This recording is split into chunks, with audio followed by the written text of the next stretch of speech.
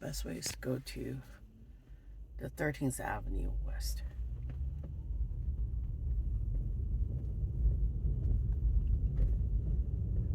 So we'll go up. In 500 feet, turn left onto West Ruffner Street.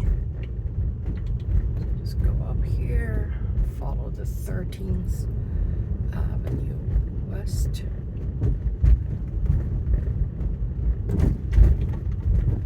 Now turn left onto West Ruffner Street.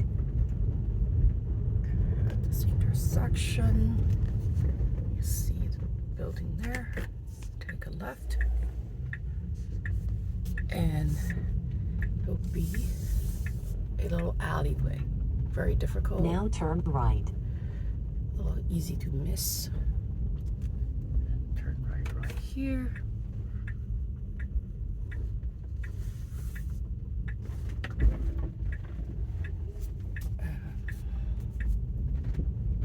We'll be there in a...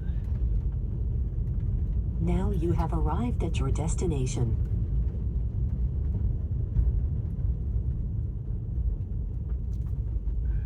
And this is it, the one with the flat rooftop. And you just park right in front of 3436B. That's our unit.